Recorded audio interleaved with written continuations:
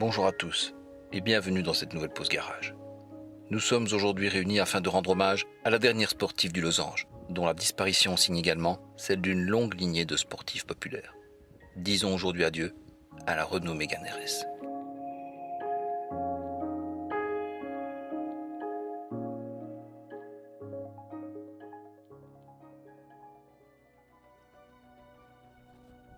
La société Renault Frères est officiellement créée le 25 février 1899. Quelques mois plus tard, le 27 août plus précisément, ils engagent leur première voiture, la Type A, dans l'épreuve du Paris-Trouville et elle remporte la victoire. C'est un succès qui va se répéter au Paris-Ostende et au Paris-Rambouillet-Paris au cours des semaines suivantes.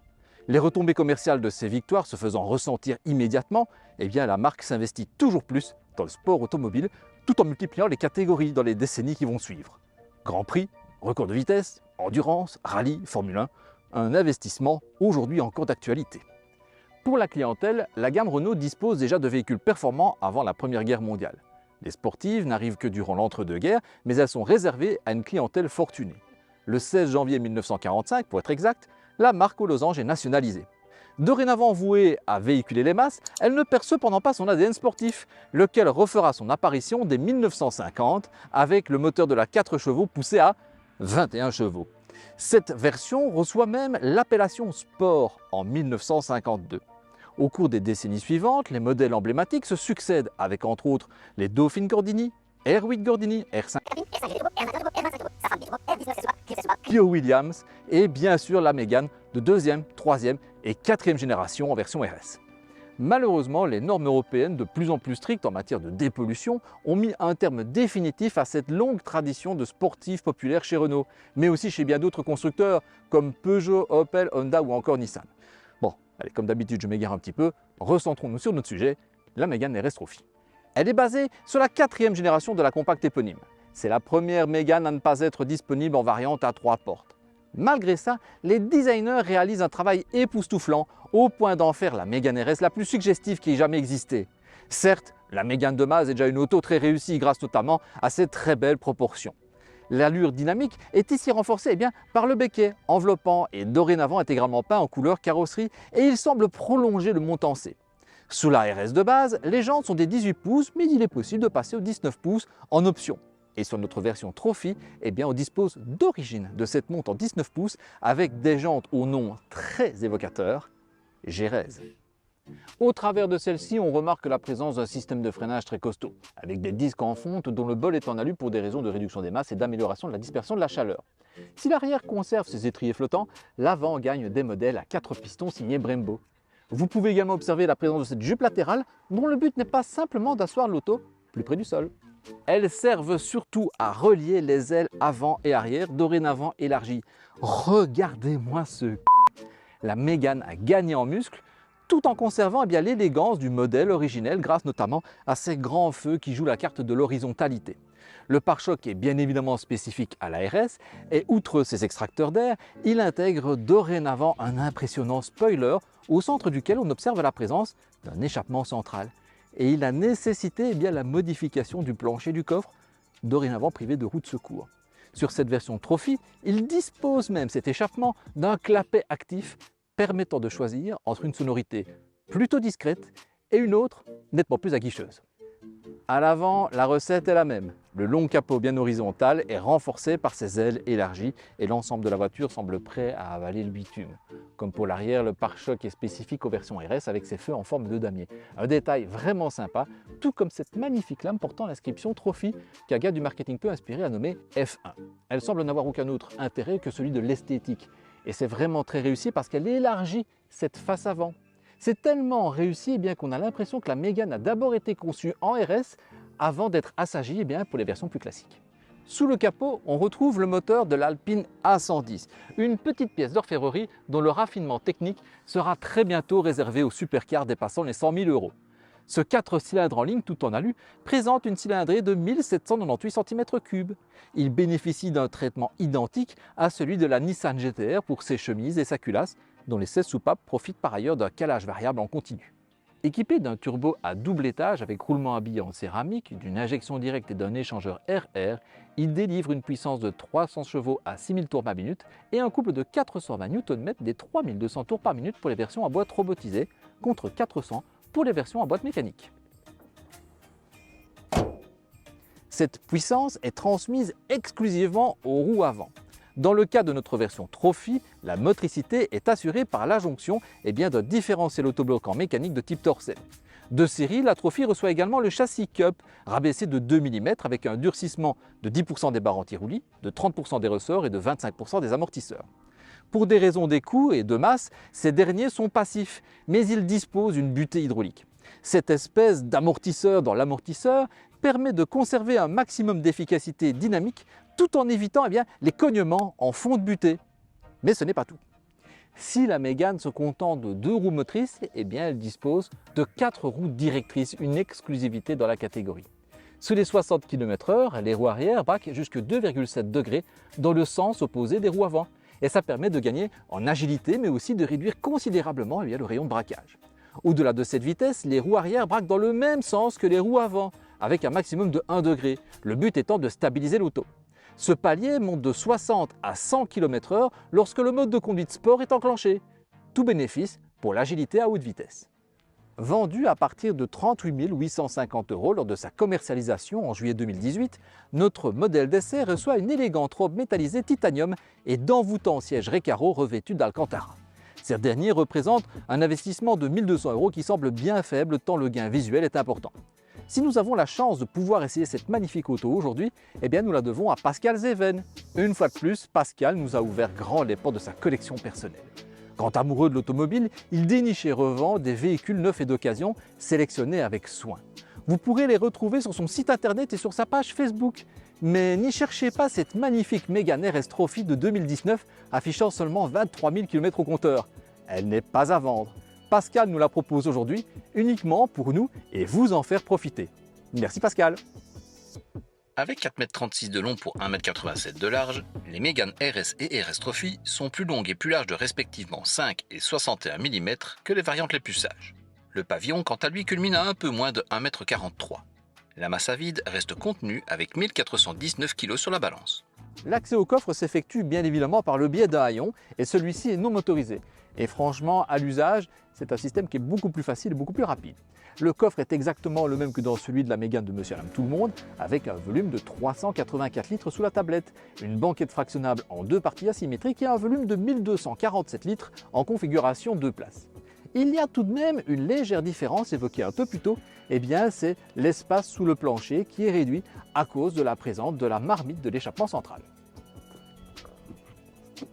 L'accès à bord est aussi simple que dans la Mégane de Monsieur et Madame Tout-le-Monde, grâce notamment au fait que les panneaux latéraux sont exactement les mêmes que dans n'importe quelle autre Mégane.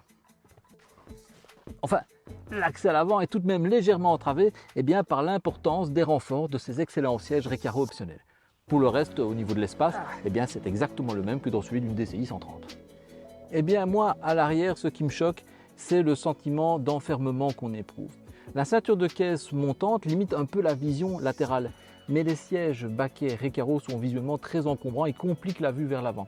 Il ne faut pas être claustrophobe pour voyager à l'arrière. C'est vraiment dommage parce que l'espace ne manque pas pour la tête, pour les jambes et pour les coudes. À condition que d'être que 2 adultes, parce que de toute façon, celui qui est au centre doit composer à la fois avec un tunnel de transmission, un tunnel central qui est assez épais et un dossier qui est dur à cause de l'accoudoir central. Donc le mieux, c'est cette place-là. La visibilité périphérique est très correcte, mais comme presque toujours, la vision en 3/4 arrière est solidement entravée par l'épais montant C. Fort heureusement, plusieurs aides à la conduite font partie de la dotation d'origine, à l'image des capteurs de stationnement, à l'avant, à l'arrière de la caméra de recul ou encore des détecteurs d'angle mort. On retrouve bien évidemment le même intérieur que dans la Mégane la plus classique avec les mêmes matériaux moussés sur le haut du tableau de bord et rigides pour les portières et le bas du tableau de bord. Cependant, il y a quand même une présentation spécifique à cette Mégane RS avec l'ajout d'inserts en carbone, en aluminium, avec des touches rouges, des surpiqûres. C'est vraiment très réussi. Mais la pièce maîtresse de cet habitacle reste bien évidemment ces sièges Recaro optionnels revêtus d'Alcantara. Et ça, c'est un sacré plus parce que ça vous maintient nettement mieux en conduite dynamique. Et puis sur le volant, on retrouve également un petit repère rouge, comme en Formule 1. Vous vous souvenez du marquette de tantôt là, pour la lame avant? Eh ben ça doit être le même qui a fait ça, parce que ça en soi, pour une voiture de tous les jours, ça n'a pas grand intérêt. Les compteurs sont quant à eux composés d'aiguilles sur les côtés pour la température d'eau et le niveau de carburant. Et au centre, on retrouve un écran très simple mais très lumineux et bien défini. Sa présentation varie selon le nombre de conduites, vous le savez, mais c'est en mode race qui sera beaucoup plus suggestif. Et enfin, pour terminer, il y a cet écran. Alors ici, l'écran, vous voyez, on pourrait avoir une présentation format tablette comme on a dans d'autres modèles de la gamme, mais ici on reste en format horizontal avec un 4/3 d'une dimension relativement réduite. Cependant, on peut quand même remarquer qu'il a une présentation qui est toujours assez correcte pour l'époque actuelle. Mais surtout, ce qu'il y a dedans, il a un menu spécial, un menu RS, avec pas mal de petites fonctions utiles, vous savez, comme le temps autour au chronomètre, la force G, tout ça. Ouais, vous avez compris, c'est totalement ironique, c'est le genre de choses que je n'apprécie pas. Les sièges avant, ils sont somptueux, pas seulement au niveau du look, pas seulement au niveau de leur recouvrement en alcantara, non, ils sont étonnamment confortables. Le rembourrage, pourtant super fin, est idéalement calibré et placé. Et vous vous en doutez, le maintien est vraiment au rendez-vous. Quant à la position de conduite, j'ai dû un peu la chercher, régler à plusieurs reprises, mais maintenant que je l'ai, je suis vraiment super bien installé et j'ai qu'une envie, c'est d'aller rouler. Allez, c'est parti!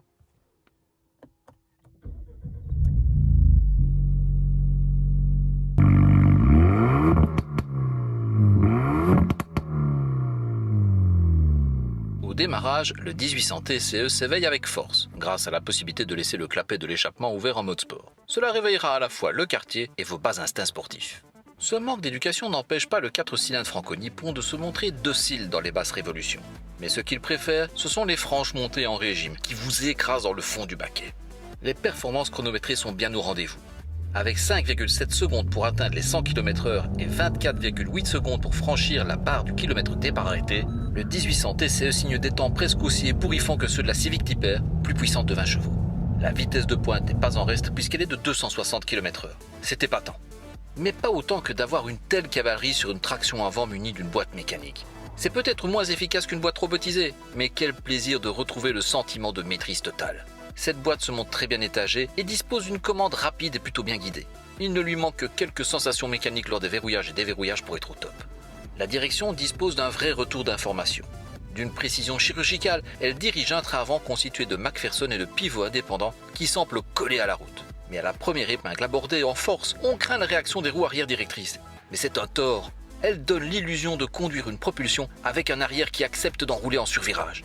Mais c'est un leurre. Le train arrière, pourtant confié à un simple essieu déformable, est lui aussi collé à la route. C'est le meilleur des deux mondes. L'assurance d'une traction avant avec l'agilité d'une propulsion. Et grâce au différentiel autobloquant mécanique, la motricité est totale et la Mégane Trophy s'arrache alors en un éclair. En contrepartie de ce dynamisme et de cette direction exacerbée, la version Trophy nécessite de plus nombreuses corrections sur autoroute. Pour compléter le tableau, le freinage s'est révélé exceptionnel à tous les niveaux. Évidemment, la Mégane RS Trophy, elle joue la carte de l'efficacité, de la sportivité. Ça, c'est une évidence et elle le réussit très bien. Et à côté de ça, il y a aussi le fait de pouvoir simplement rouler avec elle au quotidien. Et là, le confort, même s'il reste très ferme, n'a rien à voir avec certaines petites GTI. Grâce au système d'amortisseurs avec leur butée hydraulique, donc un amortisseur dans l'amortisseur, on n'a pas de percussion dans l'habitacle. Il y a toujours un amorti. C'est ferme, mais il y a un amorti réel. Donc on est à l'abri, je vais dire vraiment, des percussions qu'on pourrait ressentir. Les sièges sont étonnamment fermes pour une voiture française, mais le rembourrage, qui est fort épais dans le dos, permet de vraiment faire corps avec l'ensemble du siège. On est vraiment bien mis. Et puis il y a l'insonorisation. Alors l'insonorisation, moi je la trouve assez surprenante. Les bruits des pneumatiques, qui sont quand même des Michelin Pilot Sport 4S, on les entend pas beaucoup du tout. Et puis l'insonorisation mécanique et au bruit de vent est très réussie aussi. Peut-être un peu trop, vous allez me dire? Eh bien non, parce qu'à l'arrière, n'oubliez pas que l'échappement a un clapet qui permet de choisir entre beaucoup de bruit et le confort. Donné pour 8,2 litres en consommation mixte selon le protocole WLTP, soit 185 grammes de CO2 par kilomètre, la Mégane RS Trophy a consommé 11,6 litres en moyenne au cours de cet essai, pied droit lourd et séance chronométrée inclus. Avec 50 litres de contenance, le réservoir autorise une autonomie autoroutière aussi entre 550 et 650 km.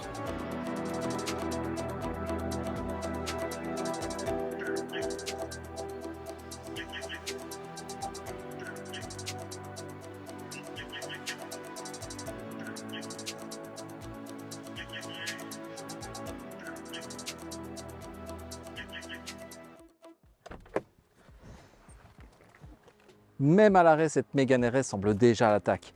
Et cette version Trophy se montre à la fois joueuse et ultra efficace, sans pour autant sacrifier 100% de son confort. C'est pour moi le meilleur exemple du savoir-faire français. Et je suis très heureux d'avoir eu l'occasion de l'essayer. Et en même temps, je suis triste, parce que maintenant tout ça, c'est terminé.